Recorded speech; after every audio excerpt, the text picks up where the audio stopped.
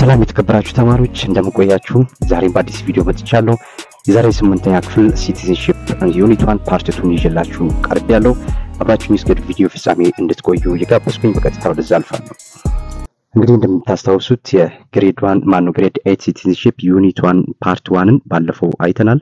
ይህ ፓርት 2 ነው። ያንን ፓርት 1 ያላያችሁ ተማሪዎች እዛ ላይ ብዙ ነገሮችን አንስተናል። አጠቃላይ ቨርቹ ምንድነው? ቨርቹ ኢቲክስ ባይ ኢትሰልፍ what is the difference between ethics and morality እንዲሁም አዲስ ኮንሰፕት ጎልደን ሚን የአሪስቶትልን ጎልደን ሚን ብለን በደንብ እዛ ላይ ተንትነን ለማየት ሞክረናል። ይህ የክፍል 2 ነው። ይሄን ቪዲዮ እስከመጨረሻ እንድታዩት ጋብዛለሁ። ምክንያቱም መጽሐፉ ላይ በተወሰነ መልኩ ኤግዛምፕል ይጎላል ብያልኳቸው ነገሮች ጠለቅ ባለ መልኩ በዛ በኤግዛምፕሎችን አሰናድቼ መጥቻለሁ። ብታዩት በደንብ ትጠቀማላችሁ። ላይክ በማድረግ ጀምሩ። በቀጥታ አለፍኩኝ። ኦኬ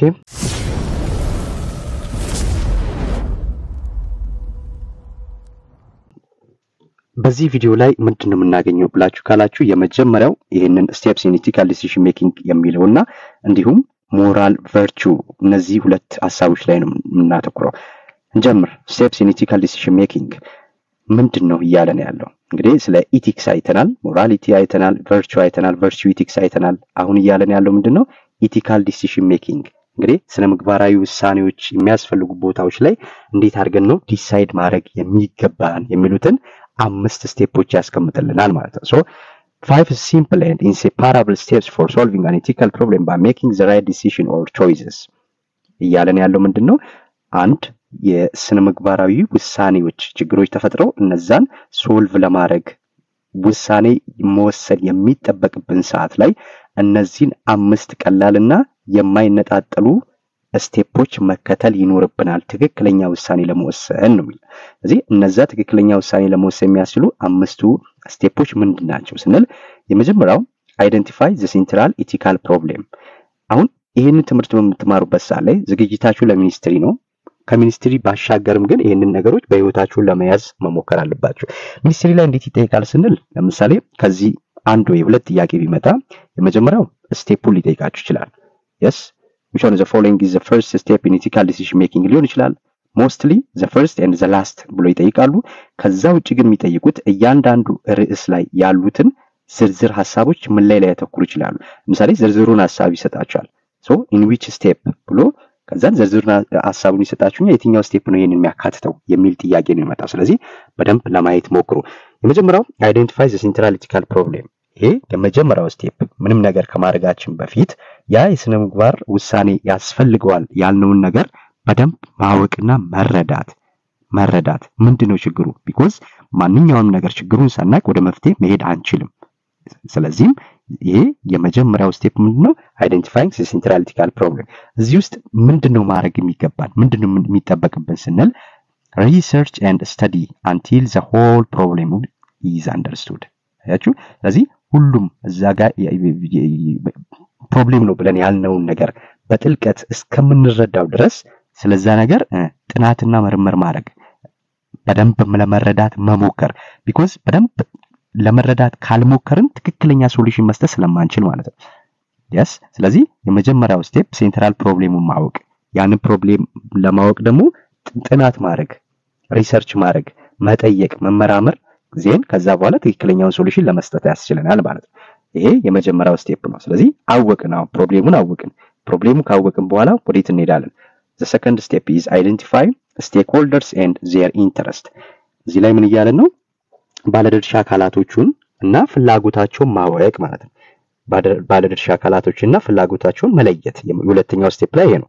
እንግዲህ እዚህ ላይ ምንድነው የሚለን? determine who will be affected by the decision and is involved in the outcome። እንግዲህ በውሳኔው በምንሰጠው ውሳኔው የሚነኩ የሚጎዱ ሰዎች ወይም በውጤት ውስጥ ያሉትን ሰዎች መወሰን መቻል ማለት ነው። ማን ነው በዛች በመወሰነው ውሳኔ አፌክት ሊሆን የሚችለው? yes እነማን ናቸው ስቴክሆልደሮቹ? ስለዚህ ከነዛ ስቴክሆልደሮቹ ፍላጎታቸው ምንድነው? ዜን ዲሳይድ በማድረግበት ሳይ ላይ ማን ነው የሚጎዳው የሚለውን መለየት። እዚህ ጋር ችግሩን ለይተናል። ከዛን በችግሩ ውስጥ ኢንቮልቭ የሚያደርጉ ሰዎችን መለየት ነው ሁለተኛው ስቴፕ ማለት ነው። የችግሩ ባለድርሻ አካላት ብለን ምንላቸው ይሄን በምሳሌ ስለማሳያችሁ እያንዳንዱ ይገባቸዋል። ሶ እዚህ ጋር ዋና ሐሳቡን እንያዝ ብዬ ነው። ሶስተኛው ይሄንን ፕሮብሌሙን አወቅን ባለድርሻ አካላቶቹን ለየው። ከዛ በኋላ ምን አደርጋለሁ? find a possible solution to the dilemma። እንግዲህ እዚህ ላይ ለአንድ ችግር በጣም ብዙ ሶሉሽኖች ይኖራሉ አይደለ? ስለዚህ ለዛ ስነ ምግባራዊ ውሳኔ ለሚያስፈልገው ችግር ምን አይነት ሶሉሽን ላስቀምጥ? መፍትሄ 1፣ መፍትሄ 2፣ መፍትሄ 3 ብዬ አስቀምጣለሁ ማለት ነው። ከነዛ መፍትሄዎች ውስጥ ከዛ በኋላ ወደ ስቴፕ 4 ሲሄድ መመርጥ ይሆናል። ግን ስቴፕ 3 ላይ ምንድነው? find a possible solution to the dilemma። ያንን ፕሮብሌም ሶልቭ ለማድረግ ትክክለኛ ውሳኔ አንድ ለመወሰነው ውሳኔ እኔ ላይም ጸጸት ወይም ሪስክ እንዳይመጣ ሌላውም ሰው እንዳይጎዳ የትኛው ሶሉሽን ይሻላል ብዬ 1 2 3 ብዬ ሊስት አደርጋለሁ ማለት ነው። ኦፕሽኖችን አስቀምጣለሁ፣ ኦልተርኔቲቮችን አስቀምጣለሁ። ይሄ ሶስተኛው ስቴፕ ነው። ስለዚህ ሊሆኑ የሚችሉ መፍትሄዎችን መፈለግ ነው። ሁሉንም አማራጮች እንግዲህ አማራጮች የድርጊቱን አካሄዶችን በማየት ማዘጋጀትና መገምገም ነው እዚህ ላይ። ሶስተኛው ስቴፕ ይሄ ይሆናል ማለት ነው። አራተኛው ስቴፕ ምንድነው ማድረገው? ኢቫሉዌት ኢች ሶሉሽን። ስቴፕ 3 ላይ ምን ብለናል? ሶስት ነገሮች አስቀምጠናል አይደል? ኤ ቢ ሲ ብዬ ያስቀመጥኳቸው ሶሉሽኖች ሊኖር ይችላል። ኦልተርኔቲቭ ሶሉሽኖች ናቸው። ስለዚህ ከኤ ነው የሚሻለው፣ ቢ ነው የሚሻለው፣ ሲ ነው የሚሻለው። እነዚህን ለመምረጥ ምንድነው ክራይቴሪያ? የመጀመሪያው ከጉዳቱ ጥቅሙ የሚያመዝን ከሆነ ብቻ ማለት ነው። ስትሬንግዙ ሃይ ከሆነ ስትሬንግዙ ከፍተኛ የሆነውን መርጣለሁ ማለት ነው። ሶ ኢቫሉዌት ዘ ሶሉሽን፣ ኢቫሉዌት ኢች ሶሉሽን። ኢች እያንዳንዱን ነው ኢቫሉዌት የምናደርገው የምንገመግመው ማለት ነው። ስለዚህ ዌይት ዘ ስትሬንግዝ ኤንድ ዊክነስ ኦፍ ኢች ኦፕሽንስ። አያችሁ፣ መመዘን ጥንካሬውና ችግሮቹን ድክመቶቹን መመዘን ነው እዚህ ላይ። ከዛ በኋላ ሴሌክት ማድረግ። ሴሌክት ስናደርግ ምኑ ያመዘነውን ነው? ስትሬንግዙ ከፍተኛ ነውና ሴሌክት አደርጋለሁ ማለት ነው፣ መርጣለሁ። እንዳትረሱ የመጀመሪያው ሴንትራል ፕሮብሌሙን አወቅን፣ ከዛ ባለድርሻ አካላቶቹን አወቅን። ሶስተኛ ላይ ለዛ ፕሮብሌም ሶልቭ ለማድረግ ያለኝ አማራጮች ምንድናቸው? ኤቢሲዲ 1 2 3 ብዬ አስቀምጣለሁ። ከዛ ውስጥ ይሄኛው ይሻላል ብዬ መርጣለሁ ማለት ኢቫሉዌት አደርጋለሁ። አሁን አልመረጥኩም፣ ኢቫሉዌት ነው ያደረኩት። ስለዚህ ኢቫሉዌት ሳደርግ ስትሬንግዙ ይሄን ያህል ነው፣ ዊክነሱ ይሄን ያህል ነው። ስትሬንግዙ ይሄን ያህል ነው፣ ዊክነሱ ይሄን ያህል ነው። ከዛን እነዚህን መመዘን ነው፣ ዌይት አደርጋለሁ ማለት ነው። ስለዚህ ከመዘንኩ በኋላ ምን አደርጋለሁ? አምስተኛው ስቴፕ ላይ ሴሌክት አደርጋለሁ ማለት ነው። ኦኬ ቾይስ ቢ ኢዝ ቤስት ፎር ሚ ብዬ ለራሴ ልመርጥ ይችላል። ስለዚህ ሴሌክት ኤንድ ጀስቲፋይ ዘ ሶሉሽን ዛት ቤስት ሶልቭ ዘ ዳይላማ። ስለዚህ ያንን ፕሮብሌም በትክክል ሊፈታ የሚችለውን አማራጭ ወስዳለሁ ማለት ነው። ይሄ ቲዮሪ ሆነ። አሁን ይህንን ነገር እስቲ በራሳችን በምሳሌ እንየው። እንደነዚህ አይነት ምሳሌዎች ሞር ሐሳቡን ያብራራሉ ብዬ ስላሰብኩ ማለት ነው። ይሄንን በደንብ ለማየት ሞክሩ። ኤግዛምፕል፣ ለምሳሌ በትምህርት ቤት ውስጥ የምትወዱት ጓደኛ የቅርብ ጓደኛችሁ ሊኖር ይችላል። ያ ጓደኛችሁ እንደናንተ ላይሆን ይችላል። በትምህርትም በተለያየ ነገሮች አንደኛ እናንተ ሙሉ ትኩረት ሰጣችሁ ስትማሩ እሱ እየተዘናጋ ሊሆን ይችላል። ዜን መጨረሻ ላይ ሆምወርክ ከናንተ ሊገልብጥ የሚል ጥያቄ ያነሳላችኋል። ኮፒንግ ሆምወርክ፣ ኤግዛምፕሉ ኮፒንግ ሆምወርክ ነው። ዜን አሁን እዚህ ጋር ምን ዲሳይድ ማድረግ የሚገባችሁ ችግር ተፈጥሯል አይደለ? ሆምወርክ ልኮርጅ እያለ ነው። ሆምወርኩን ልኮርጅ እያለ ነው። የመጀመሪያው ስቴፕ አሁን የመጀመሪያ ላይ ቅድም ብለናል፣ አይደንቲፋይ ዘ ሴንትራል ኢቲካል ፕሮብሌም ብለናል አይደለ? ስለዚህ አሁን ላስኮርጅ አላስኮርጅ የሚለውን ከመሄዴ በፊት ምን አደርጋለሁ? ችግሩ ምንድነው የሚለውን አጠናለሁ ማለት ነው። the first step is identifying the central ethical problem ብለናል። ስለዚህ ዳይላማው ምንድነው? your friend asks to copy your completed homework because they didn't have time to do it. the core ethical issue is እዚህ ጋር አሁን ምን አለ? honesty, fairness and loyalty to your friend አለ። እንግዲህ ጓደኞቻችሁ ወይም ጓደኛችሁ ሊሆን ይችላል። ያ ጓደኛችሁ ኮፒ ላድርግ ብሏል። እንግዲህ እናንተ የጨረሳችሁትን የሰራችሁትን ሆምወርክ ማለት ነው። ስለዚህ በዚህ ሰዓት ላይ እናንተ ምንድነው the core ethical issue ይነሳል። እዚህ ጋር አንደኛ ታማኝነት፣ ሁለተኛ ፍትሃዊነት። ታማኝነትና ፍትሃዊነት ከምን ጋር? ለጓደኛችሁ ካላችሁ ታማኝነት ጋር አጣብቂኝ ውስጥ ይገባል ማለት ነው። አጣብቂኝ ውስጥ ይገባል። ያው ጓደኛዬ ነው ምንም ችግር የለውም ቢኮርጅ የሚል ሊኖር ይችላል።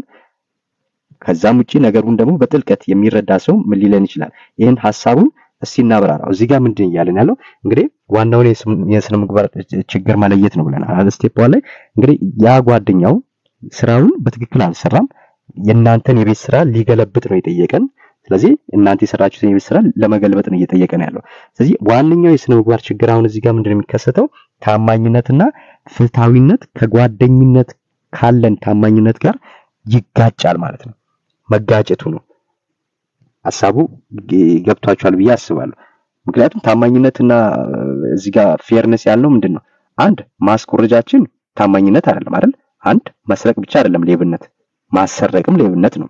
ኖርማሊ በተለያዩ ምክንያቶች ወይ ችግር ሆኖ ካልሆነ በስተቀር በስንፈት በእንዝላልነት የደከመን ተማሪ ማስኮረጅ ራሱ ሌብነት ነው። ሆነስቲን ያጎላል ማለት ነው። ስለዚህ አንድ ከራሳችሁ ጋር የተጋጫችሁ ነው። ይሄንን ባስኮርጀው ምን ይፈጠራል ስትሉ የመጀመሪያው እምነት ማጣት ነው። yes ሁለተኛው ፌርነስ ነው። ፍትሃዊም አትሆኑም። ለምን? በራሱ በላቡ በትክክል በራሱ ዕውቀት እና እንቅልፉን አጥቶ የሰራው ተማሪ እሱ ምንም ሳይሰራ ሲያገኝ ፌር አይደለም፣ ከፌርነስ ጋር ይጋጫል ማለት ነው። ይሄንን ሁለቱን ተገንዝባችሁ ብትከለክሉት ደግሞ ምን ይሆናል? ለጓደኝነታችሁ ያላችሁ ታማኝነት የወረደ ይመስልባችኋል ለራሳችሁ። ስለዚህ እነዚህ ዳይላማ ውስጥ ትገባላችሁ ማለት ነው። ስለዚህ ግን ለይታችሁ ፕሮብሌሙን ለይታችኋል። አይደንቲፋይ ሴንትራል ኢቲካል ፕሮብሌም የሚለውን አውቃችኋል። ችግሩንም ይሄንንም ለያችሁ ማለት ነው። ሁለተኛ ወዴት ነው የሚሄደው? አይደንቲፋይ ስቴክሆልደርስ ኤንድ ዜር ኢንተረስት። አሁን በዚህ እናንተ የቤት ስራ እንዲኮረጅባችሁ ነው የተጠየቃችሁት። በዚህ ውስጥ ኢንቮልቭ የሚሆኑ ባለድርሻ አካላት ማን ናቸው ስንል የመጀመሪያው ራሳችሁ ናችሁ ወይም እኛ ነን። ራሳችሁን እዚህ ውስጥ ከተቱ። ስለዚህ እናንተ ናችሁ አይደለም? እናንተ ናችሁ ባለድርሻ አካላታችሁ። አንደኛው ኢንተረስቱ ምንድነው? ኢንተረስትና ስቴክሆልደሮቹን ለዩ ብሎናል። ስቴክሆልደሩ ራሳችሁ ከሆናችሁ ኢንተረስታችሁ ምንድነው? የመጀመሪያው ስቴይንግ ሆነስት። አይ የእናንተ ፍላጎት ምንድነው? ታማኝ ሆኖ መቀጠል አይደለ? መስረቅም ማሰረቅም ሌብነት ነው አይደል? ስለዚህ ሆነስቲ ዲፊኒሽን ላይ ስትሄዱ ይሄንን ታዩታላችሁ። ስለዚህ ስቴይንግ ሆነስት መሆን የእናንተ ፍላጎት ነው። ኪፒንግ ዩር ፍሬንድ፣ ሁለተኛው ጓደኛችሁንም ማጣት አትፈልጉም። ይሄም የእናንተ ፍላጎት ነው። ጓደኛችሁ እንዲቀየማችሁ አትፈልጉም። ይሄም የእናንተ ፍላጎት ነው። ሶስተኛው ደግሞ አቮይዲንግ ፓኒሽመንት። ሜቢ ፓኒሽ የሚደረገው ጓደኛችሁ ሊሆን ይችላል። ስለዚህ ያንን ፓኒሽመንት እናንተ ማየት ላትፈልጉ ትችላላችሁ፣ ግን ደግሞ እውነተኛ ሆኖ መቀጠል ትፈልጋላችሁ። ስለዚህ ኢንተረስታችሁ ይሄ ነው። ባለድርሻ አካላቶቹ እናንተ ናችሁ ማለት ነው። ሁለተኛው ባለድርሻ አካላት ማን ነው? ጓደኛችሁ ነው። በዚህ በእናንተ ውሳኔ ውስጥ የኢንቮልቭ የሚያደርገው ማን ነው? ዩር ፍሬንድ። የሱ ኢንተረስት ምንድነው? ጌቲንግ ኤ ጉድ ግሬድ፣ ጥሩ ውጤት ማግኘት ሊሆን ይችላል። አቮይዲንግ ፓኒሽመንት፣ አስተማሪው ቤት ስራ አልሰራም ብሎ ሊቀጣው ይችላል። ያንን ቅጣት ሽሽት ወይም ፍራቻ ሊሆን ይችላል። yes for not doing the homework፣ እንግዲህ የቤት ስራውን ባለመስራቱ የሚመጣውን ቅጣት መሸሽ ሊሆን ይችላል። የሱ ፍላጎት ይሄ ነው። በቃ የመጀመሪያው የቤት ስራውን ሰርቶ ማርክ ካለው ማርክ ማግኘት፣ ካልሆነ ደግሞ አስተማሪው አልሰራም ብሎ እንዳይቀጣው። ይሄ ነው የሱ ኢንተረስት። yes ስቴክሆልደሩም አንድ እናንተ፣ ሁለት እሱ። ሶስተኛው እዚህ ውስጥ ኢንቮልቭ የሚያደርገው ባለድርሻ አካላት ማን ነው? አስተማሪው ራሱ the teacher። yes እሱም ቀጥታ ከናንተ ጋር ባይነጋገርም ግን ኢንቮልቭ ያደርጋል እዚህ ላይ ስቴክሆልደር ነው እሱም። ለምን ስን የአስተማሪው ፍላጎት ምንድነው? ኢንተረስት ምንድነው? አኪዩሬት አሰስመንት ፎር ስቱደንት ለርኒንግ፣ ትክክለኛ የአሰስ ማድረግ የውጤት መያዝ ማለት ትክክለኛ ውጤት አንዱ ሳያዳላ yes የኮረጀውንም ያልኮረጀውንም በኩል መያዝ ሳይሆን የትክክለኛ አስተማሪ ባህሪ ምን ማድረግ ነው? በትክክል ተማሪዎችን መመዘን ኢቫሉዌት ማድረግ ማለት ነው። ይሄ የአስተማሪው ኢንተረስት ይሄ ነው። ሁለተኛው ሜንቴኒንግ አካዳሚክ ኢንቴግሪቲ፣ እንግዲህ የትምህርትን ለዚህ ለዲሲፕሊን ለሙያው ለመምህርነት ያለውን ቦታ በትክክለኛ ተማሪዎችን ግሬድ መስጠት፣ ይሄም የአስተማሪው ፍላጎት ነው ማለት ነው። yes ሶስተኛው ባለድርሻ አካላት አስተማሪው ነው። አራተኛ ማን ነው የሚሆነው? ሌሎች ተማሪዎች እዚህ ውስጥ ኢንቮልቭ ይደረጋሉ። ለምን ኢንተረስታቸው ሌሎች ተማሪዎች ምንድነው? ፌርነስ ኢን ግሬዲንግ ኤንድ ኮምፒቲሽን። ስለዚህ በትክክለኛው መንገድ ተወዳድሮ የተሻለ ነገር ማምጣት ነው የትኛውም ተማሪ ፍላጎት አይደለ? ስለዚህ ከክፍል አንደኛ መውጣት የሚጠላ ማንም ተማሪ የለም። ስለዚህ ያ ደግሞ እንዲሆን በትክክለኛው መንገድ ሁሉም የራሱን አቅምና ችሎታ ተጠቅሞ ነው መሆን ያለበት። ስለዚህ ኮርጁ ሲበለጥ ማንም ሰው ይናደዳል። ስለዚህ እነሱም ኢንቮልቭ ይዳሉ ማለት ነው። አያችሁ፣ ባለድርሻ አካላቶቹን እነዚህ አራት ሆኑ ማለት ነው። ችግሩን አወቅን፣ ባለድርሻ አካላቶቹን አወቅን። ሶስተኛው ምንድነው? እናንተ ታዲያ የምታደርጉት ሶስተኛው ምንድነው ብለናል? ፋይንድ ፖሲብል ሶሉሽን ቱ ዘ ዳይላማ ብለናል አይደለ? ስለዚህ መፍትሄ ብላችሁ የምታስቀምጡትን ነገሮች ኦልተርኔቲቮች ነው የምናስቀምጠው ብለናል ሶስተኛው ስቴፕ ላይ። ኦልተርኔቲቮቹ ምንድናቸው? እናንተ የምታስቀምጡት የመጀመሪያው ሌት ዘ ፍሬንድ ኮፒ ዩር ሆምወርክ። የመጀመሪያው በቃ ችግር የለውም ይኮርጅ ብሎ ማስቀመጥ ሊሆን ይችላል። ኤ ሌት ዘ ፍሬንድ ኮፒ ዩር ሆምወርክ፣ በቃ ይኮርጅ ብለን ማስጣት ሊሆን ይችላል። አንደኛ ሶሉሽን ነው። በቀላሉ ለመገላገል ብለን ስናስብ ይሄንን ልንወስን ይችላል። ሁለተኛ ፖላይትሊ ሪፊውዝ ቱ ሌት ዜም ኮፒ፣ ይሄንን በጨዋነት በትክክለኛው መንገድ ምን ማድረግ ኮፒ እንዳያረግ መከልከል ማለት በቃ እንትን ብሎ ሳይሆን በጨዋነት በተሞላበት መንገድ ጓደኛችሁን መከልከል ማለት ነው። አንድ ሆምወርኩን ማስቆረጥ፣ ሁለተኛው አይሆንም ብሎ መከልከል፣ ሶስተኛው offer to help them understand and quickly solve some problems without letting them copy። የሶስተኛው መፍትሄ ምን ያስቀምጣችሁ እንዲገለብጥ ከመፍደድ ይልቅ አብሮ እያገዝ ነው ስል እያስቆረጅ ነው ሳይሆን አብሮ በፍጥነት ለመስራት ወይም ለመረዳት እንዲችል መርዳት፣ ሐሳቡን ማስረዳት። ይሄ ማለት እንዲህ ነው ብሎ መንገር፣ ዳይሬክት መልስ ከመስጠት ይልቅ ማለት ነው። ሶስት ሶሉሽኖችን እዚህ ጋር አስቀመጠን። the third step ይሄ ነው ማለት ነው። ኦልተርኔቲቭ ሶሉሽን ብለን ያልነው እነዚህ ናቸው። ቢ እዚህ ጋር አለ፣ ኤ ቢ ሲ ሶስት አስቀመጥን ማለት ነው። እነዚህ ኦልተርኔቲቭ ሶሉሽኖች ናቸው። ስቴፕ 3 ይሄን ነው የሚያካትተው ማለት ነው። አሁን ከነዚህ ከሶስቱ ሶሉሽኖች ውስጥ ስቴፕ 4 ምንድነው? ኢቫሉዌት ኢች ሶሉሽን። እነዚህ ሶስቱንም መዝናቸዋለሁ፣ ገመግማቸዋለሁ። የትኛቸው ፖዚቲቭ ጎናቸው የትኛው ያመዝናል፣ ኔጌቲቭ ጎኑ የትኛው ያመዝናል፣ ስትሬንግዝ እና ዊክነሳቸው የትኛው ነው ጥሩ የትኛው ነው መጥፎ የሚለውን ገመግማለሁ ማለት ነው። የት ላይ? ስቴፕ 4 ላይ። ሶ ኢቫሉዌት ኢች ሶሉሽን ኢቫሉዌት በማድረግበት ሰዓት ላይ ኤ ላይ ምን አገኛለሁ? ሌዝ ፍሬንድ ኮፒ ኤንድ ዩር ሆምወርክ። አሁን ቢኮርጅ ብዬ ስል ስገመገሙ ምን አገኘው? ኤ ኢዝ ኢዚ አይደለ? በቃ ኮርጅ ብለህ ደፍተርን መስጠት ነው፣ ኮፒ አድርጎ ይመልስልሃል። ይሄ ቀላል ነው።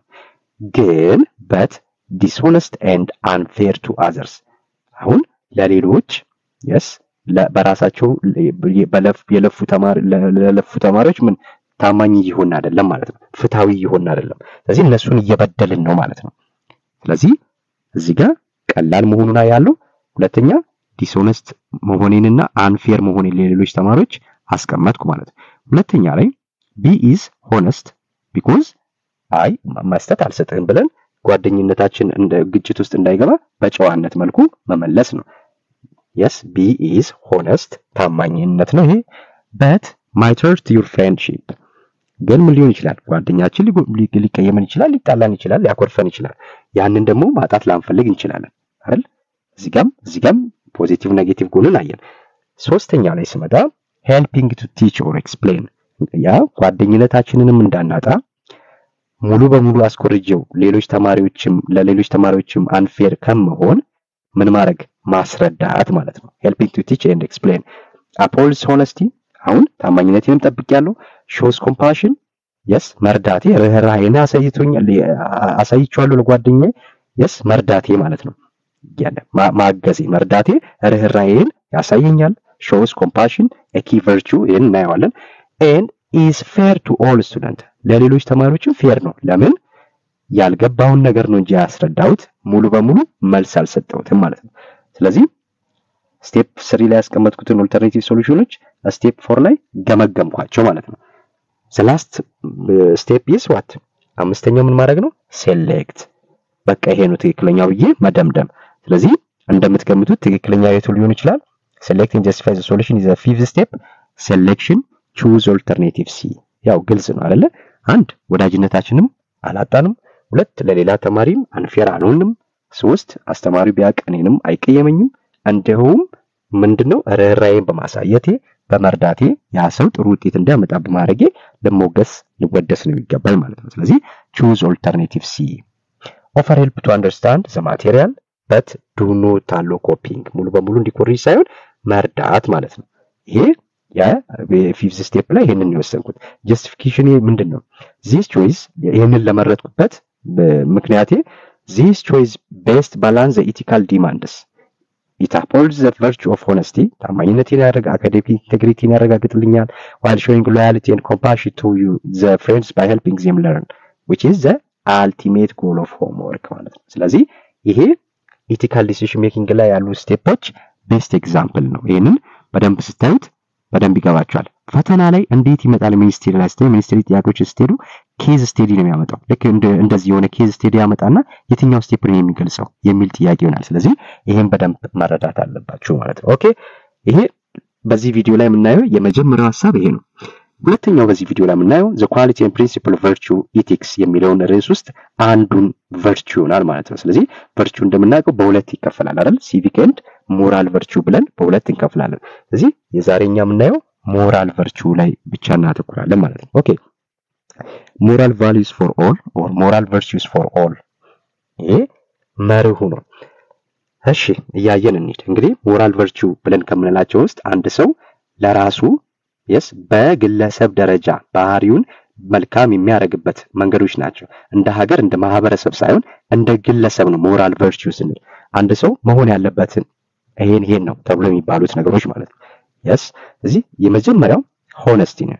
ይሄ ሆነስቲ ታማኝነት ማለት ነው። እንግዲህ ምንድነው ታማኝነት ስንል ቴሊንግ ዘ ትሩዝ እውነትን መናገር ሊሆን ይችላል። ይሄ ዲፊኒሽኑ ይሄ ነው አይደል? ቴሊንግ ዘ ትሩዝ ሁልጊዜም እውነትን መናገር እውነተኛ መሆን and acting truthfully not stealing or cheating እዚህ አለማጭበርበር አለመስረቅ እነዚህን ሁሉ ያካትታል። ሁለተኛ ውሸት መሆኑን እያወቅን መቀበል በራሱ ዲስሆነስት ነው። ይሄ ውሸት መናገር ብቻ ሳይሆን ውሸት የሆነ ነገር ዝም ብሎ መስማት በራሱ ዲስሆነስት ነው ማለት ነው። ውሸት እንደሆነ ካወቅን ውሸት መሆኑን መናገር መቻል አለብን ማለት ነው። so telling the truth and acting truthfully it builds trust and is fundamental to all relationship እንግዲህ ይሄ መጽሐፉ ላይ በኬዝ ስቴዲ በረጃጅም ታሪኮች ያስቀምጥላችኋል። ቤዚካሊ ሐሳቡ ሲጠቃለል ይሄንን ነው የሚያገኝ።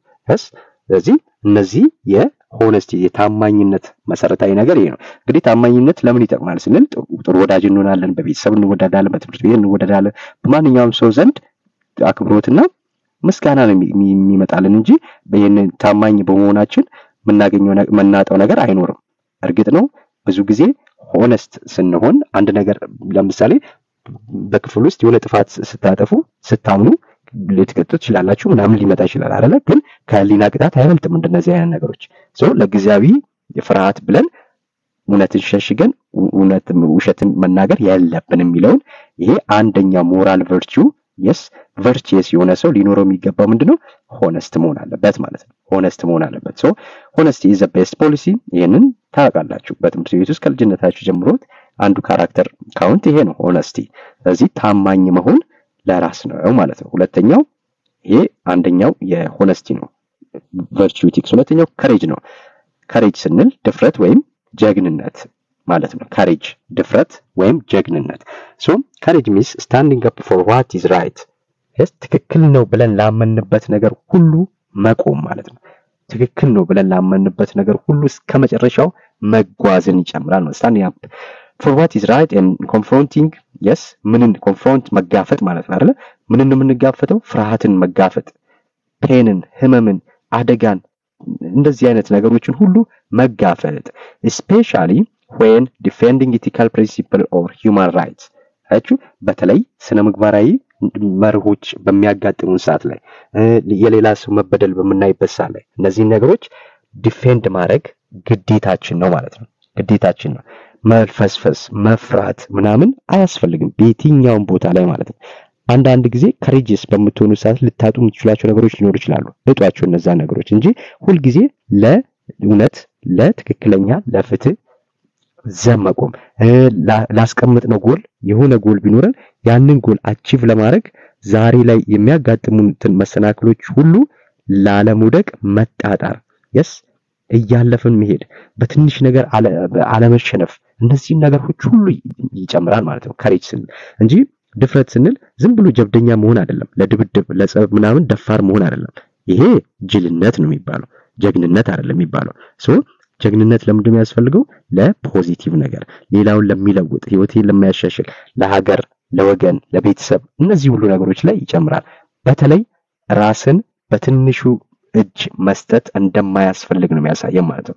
standing up for what is right and confronting fear, pain and danger ይሄ courage የሚለው ያሳይልናል ማለት ነው። እዚህ ጋር ያሉትን ነገሮችን እያለፈን መሄድ በትንሹ አለመውደቅ፣ ጊቭ አፕ አለማድረግ እነዚህ ነገሮች ሁሉ ይይዛል ካሬጅ ማለት ነው። ዲፊኒሽኑ እናንተ ሞር እዛ ላይ ታያላችሁ መጽሐፉ ላይ በተለያየ መልኩ ስለተተረጎመ ማለት ነው። ኦኬ ሌላኛው ኮምፓሽን ማነው? ሞራል ቨርቹ ኮምፓሽን ነው። እዚህ ጋር ርህራሄን ነው የሚያሳየው። ብዙ ጊዜ ፈተና ላይ ተማሪዎች ሲቸገሩት የማየው ጀነረሲቲ እና ኮምፓሽንን ትንሽ የሚመሳሰል ነገር አለው በደንብ አይደለ? እንዴት አድርገን ነው የሚኒስትሪ ጥያቄዎችን ይሄን ቻፕተር ሲጨርስ አሰራላችኋለሁ። እዛ ላይ እንዴት መለየት እንደምትችሉ በደንብ እናያለን። ኮምፓሽን ስንል ምን ማለት ነው? ርህራሄ ማለት ነው። መራራት ያ ማለት ትርጉሙ ምንድነው sympathy for the suffering of others and a desire to help them አያችሁ ልክ ሌሎች በሚደርስባቸው ነገር እነሱን ሆነን ስሜቱ መሰማት ማለት ነው የነሱ ህመም እኔንም እንዲሰማኝ yes በሌሎች ጫማ ስር ሆኖ ነገሮችን መመልከት መቻል ማለት ነው ይሄ ኮምፓሽን ማለት መራራት ማለት ለሌላ ሰው ፖዚቲቭ እሳቤ ማሰብ እነዚህ ነገሮች ሁሉ ሲምፓቲ ውስጥ ይገባሉ ነው ኮምፓሽን ውስጥ ይገባሉ ማለት it involves empathy and kindness toward those in need አያችሁ ስለዚህ ርህራሄን ደግነትን ማሳየት ለሌሎች yes የኛን እርዳታ የሚፈልጉ ሰዎች ሊኖር ይችላል ያዘነው ማጽናናት ኮምፓሽን ነው yes ያዘነው ማጽናናት ኮምፓሽን ነው ለምሳሌ በትምህርት ቤታችሁ ውስጥ አዳዲስ ተማሪዎች ሲመጡ ብዙ ጊዜ ጓደኛ አይኖራቸውም ብቸኛ ሆኖ ቁጭ ሲሉት ያላችሁ አይደል እነሱን ሄዳችሁ ከናንተ ጋር እንዲቀላቀሉ ባይተዋርነት እንዳይሰማቸው ብቸኝነት እንዳይሰማቸው ብታረጉ ያ ኮምፓሽን ነው እንጂ ጀነረሲቲ አይደለም ያ ኮምፓሽን ነው ርህራሄ ነው because እኔም እኮ ሌላ ትምህርት ቤት ብሆን እንደዚህ ነው ልሆን የምችለው ብላችሁ እነሱ የተሰማቸውን ስሜት እናንተ የሚሰማችሁ ከሆነ that is called compassion ይባላል ማለት ነው compassion ይባላል በደንብ አስተውሉ እዚህ ጋር so sympathy for the suffering of others and a desire to help them it involves empathy and kindness yes ሌሎቹ ደግነት ርህራሄ ማሳየት የታመመን ለምሳሌ ሄጄ ብጠይቅ yes በረዳ መንገድ ባሳልፍ አንድ ሰው አይነ ስውር ለምሳሌ ዜብራ ላይ የተሻገረ ካለው በዜብራ ባሻገረው ወደ ገደል ውስጥ እየሄደ ቢሆን ያንን መንገድ ባሻገረው አሮጊ ትልልቅ ሰዎችን ተሸክሞ ሲሄዱ ሳይ ያንን ዕቃ በቀበላቸው ይሄ ሁሉ ኮምፓሽን ነው የሚባለው ማለት ነው አስተውሉ እዚህ ጋር ለምሳሌ እቺ አዝናለች አይደለ አዝናለች ያለቀሰች ነው ስለዚህ እሷ ጓደኛዋ ልትሆን ትችላለች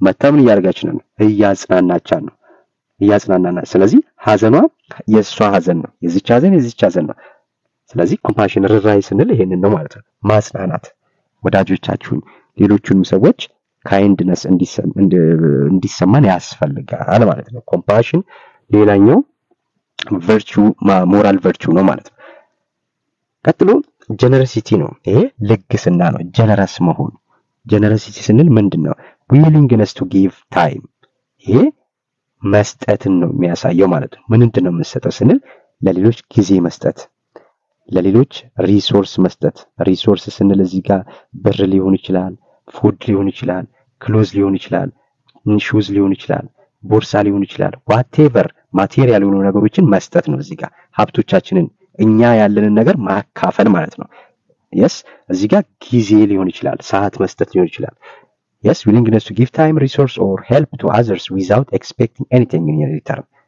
ምንም ነገር በምላሹ ሳንጠብቅ ነገ እኔ ዛሬ እንዲህ ስላደረኩለት እሱ ነገር እንዲያደርግልኛል ብለን ሳንል እኛ ካለን ነገር ላይ የምንሰጠው ነገር ሪሶርስ ለምሳሌ ኢፈርትም ሊሆን ይችላል ጉልበት ሊሆን ይችላል በጉልበታችንን ሰውተን ለሌሎች ጥቅም የምናደርገው ነገር ሁሉ ጀነረሲቲ ውስጥ ይገባል ማለት ነው it involves sharing and selflessness yes ማካፈልን ይጨምራል ማለት ነው እዚህ ጋር ለምሳሌ ሲሰጠው ነው የምታዩት አይደለ ስለዚህ ማካፈል ያለን ነገር ስናካፍል ልግስና ነው መስጠት ነው ስለዚህ ጀነረሲቲ ኮምፓሽን የተለያዩ ናቸው ያኛው ሌሎች የተሰማቸውን ስሜት እኔ ሲሰማኝ ነው ስለዚህ ሌሎች የተሰማቸውን ስሜት እኔ ተሰምተኝ ያንን ነገር ባረግላቸው yes እንዳይሰማቸው ባጽናናቸው መንገድ ባሳያቸው ከችግር ውስጥ እንዲወጡ በመክራቸው ምናምን እነዚህ ነገሮች የሚያካትት ነው yes እዚህ ጋር ግን ጊዜ ሪሶርስ ሊሆን ይችላል ሀብቴ ሊሆን ይችላል ጉልበቴ ሊሆን ይችላል ያለኝን ነገር ሳካፍል ምንም ነገር ሳልጠብቅ በምላሹ ያ ምን ይባላል ጀነረሲቲ ይባላል ማለት ነው ጀነረሲቲ ይባላል ኦኬ ሌላኛው ሞራል ቨርቹ ምንድነው ፌርነስ ነው ፍትሃዊነት ይሄ ማንኛውንም ሰው በእኩል እይታ ማየት መቻል ነው yes fairness ፍትሃዊነት ማለት ነው so the quality of treating all people equally አያችሁ ስለዚህ ሌሎችን ሰዎች በእኩል አይን መመልከት በእኩል እይታ ማየት በእኩል ሚዛን ላይ ማስቀመጥ መቻል ይህ ፍትሃዊነት ይባላል or fairness ይባላል ማለት ነው and reasonably according to established rule and standard without bias ይሄ ማዳላት ማለት ነው ቢያዝ ማለት አድሎ ማለት ነው ይሄ አድሎ ስለዚህ ሳናዳላ ሌሎችን ምን ምክንያታዊ ሆነን እዚች ጋር ግን በደንብ መረዳት ያለብን ምክንያታዊ ሆነን ነው አይደል? ለምሳሌ አሁን ተማሪዎችን በክፍል ውስጥ አንድ መምህር አክቲቭሊ ፓርቲሲፔት የሚያደርጉትንም የማያደርጉትንም ቦነስ ቢሰጥ ለሁሉም ሁለት ማርክ ቢሰጥ ክፍል ውስጥ ላሉ ሁሉ ተማሪዎች ይሄ ፌርነስ አይደለ? ለምን ማንም ሰው በሰራው ልክ እንዳቅሙ እንደ ችሎታው እንደ ልፋቱ ማግኘት አለበት እንጂ ያለፈውም የለፈውም ያጠናውም ያላጠናውም እኩል ትሪት ማድረግ ትክክል አይደለም። እኩል ትሪት የሚደረጉት ተማሪ በመሆናቸው መያዝ ባለበት አያያዝ ነው እንጂ ውጤት ላይ አይደለም እንደዚህ ማድረግ ያለበት። የለፋ የተሻለ ይሰራ የተሻለ ማግኘት አለበት አይደል? ሪዝናብሊ ስንል ምክንያታዊ ሆነን ነው ያንን ነገር ኢኳሊ ትሪት ማድረግ ያለብን ማለት ነው። ትሪት ማድረግ ያለብን ሁልጊዜ ክፍል የሚበጠበት ከሆነ የሚያረፍድ ከሆነ ሁልጊዜ ከሚለፈው ከሚሰራው ፓርቲሲፔት ከሚያደርገው ተማሪ እኩል ለዛም እኩል አይነት ቦነስ መስጠት ተገቢ አይደለም። አሁን ፌርነስ አይደለም። ስለዚህ ፌርነስ ስንል ዝም ብለን ሁሉንም በእኩል አይን መመልከት ሲባል እንደዛ ሳይሆን ሪዝናብሊ ምክንያታዊ ሆነን ነው ያንን ማድረግ ያለብን ማለት ነው። ስለዚህ according to established rule በዛ መርህ በዛ ህግ ባስቀመጥነው ነገር መሰረት ለምሳሌ የትምህርት ቤቶች ህጎች አሉ። የትምህርት ቤቶች ህጎች ውስጥ ያሉትን ነገሮች አክሴፕት የሚያደርጉ ኦቤ የሚያደርጉ ተማሪዎችና ማያደርጉ ተማሪዎች እኩል ትሪት ሊደረጉ አይችሉም አይደል? አድቫንቴጅ እነዛ ሰዎች ሊያገኙ ይችላሉ፣ የተለያዩ አድቫንቴጆች። ያ ማዳላት ማለት አይደለም። በዚህ ልኩ ማዳላት ማለት ሰዎችን በቁመቱ፣ ሰዎችን በጾታ፣ ሰዎችን በዘሩ፣ ሰዎች በሃይማኖት ለይተን ለአንዱ ጥቅም ሰጥተን ለሌላው ስንጎዳ ነው። ያ ቢያዝ የሚባለው ማለት ነው። አድሎ የሚባለው ያ ነው።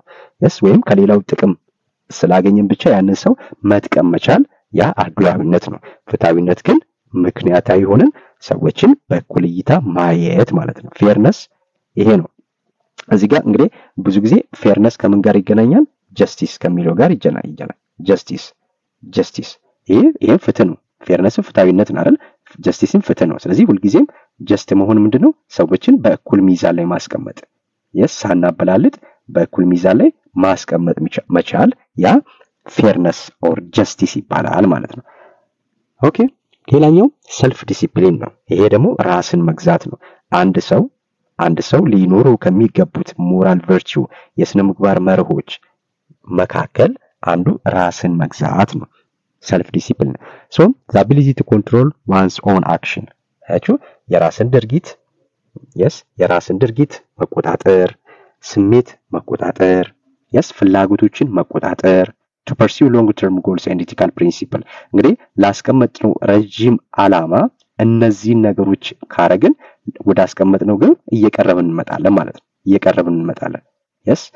አንድ ሰው ስሜቱን መቆጣጠር ካልቻለ፣ ለንግግሮቹን መቆጣጠር ካልቻለ፣ ፍላጎቱን ራሱ ዲዛይሩን መቆጣጠር ካልቻለ ላለመው ረጅም ዓላማ ላለመው ሎንግ ተርም ጎል መድረስ አይችልም ማለት ነው።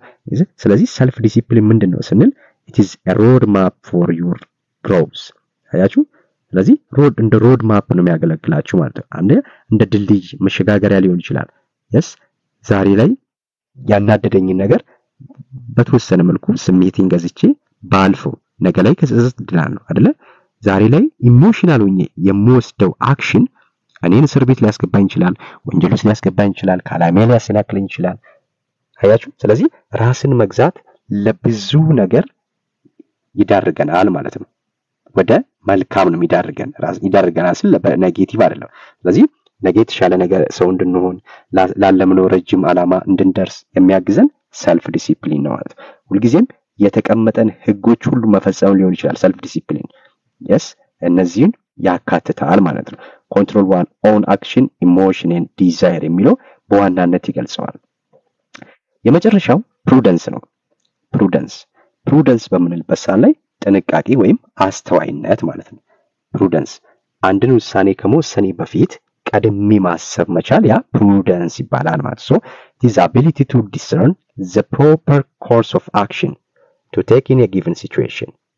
It involves practical wisdom, thinking before acting and considering the consequence of choices. አያችሁ። ለምሳሌ ይሄ ስዕል እዚህ ጋር በደንብ ተመልከቱ። ሐሳቡ ምንድነው እያለን ያለው? አንድን ድርጊት ከመፈጸም በፊት አንድን ውሳኔ ከመወሰኔ በፊት ያንን ነገሮች ከማድረጌ በፊት አንድ ሁለት የቆም ብዬ ማሰብ መቻል አለብኝ ማለት ነው። yes ይሄ ተግባራዊ ጥበብ ነው ብሎናል። ፕራክቲካል ዊዝደም ነው። አያችሁ? ስለዚህ ጥበብ ነው፣ ማስተዋል ጥበብ ነው። ነገሮችን አርቆ ማየት። አሁን ይሄንን ውሳኔ በወስን ምን ሊያመጣብኝ ይችላል? መዘዙ ምን ሊሆን ይችላል? ወደ አሰብኩት ዓላማ ያደርሰኛል አያደርሰኝም ብሎ ቆም ብሎ ነገሮችን መገንዘብና ማሰብ we call it prudence ማለት ነው። ምሳሌ እዚህ ጋር ኮምፕሌክስ የሚመስል ነገር አለ አይደለ? ስለዚህ ቤት በኩል ነው አሁን ይሄ ቆም ብሎ እያሰበ ነው። ቤት በኩል ቢሄድ ወደ አለምኩት መውጣት ይችላል። yes እንደዚህ ዝግዛግ ቢሄድ ተመልሼ እዛው ልመጣ ይችላል አይደል? ቪ ሼፕ ልሰራ ይችላል። ነገር ግን በየትኛው በኩል ቢሄድ ለትክክለኛው ላሰብኩት ቦታ መውጣት ይችላል ብሎ ቆም ብሎ እያሰበ ነው። is thinking before acting አይደለ? ወደ አክሽን ከመግባቱ በፊት ገብቶ አይደለም የሚያስበው፣ ከመግባቱ በፊት እያሰበ ነው ማለት ነው። ስለዚህ አንድን ውሳኔ ከወሰንን በኋላ አይደለም ማሰብ ያለብን፣ ከመወሰናችን በፊት ነው የምናስበው። ከዛን አስበን ወደ ድርጊት ስንገባ ያ ፕሩደንስ ይባላል ማለት ነው። እንደነዚህ አይነት ጥያቄዎች በሞዴል ላይ በሚኒስትሪ ላይ ይመጣሉ። ሶ ይሄ ፕሩደንስ የምንለው የመጨረሻው ሞራል ቨርቹ ነው ማለት ነው። በቀጣይ ሲቪክ ቨርቹ ነው። እስካሁን አብራችሁን ስለቆያችሁ ከልብ አመሰግናለሁ። ቪዲዮ ከተመቻችሁ ላይክ አድርጉ፣ ለሌሎች ተማሪዎችም እንዲደርስ ሼር አድርጉላቸው። በቀጣይ እስክንገናኝ መልካም ቆይታ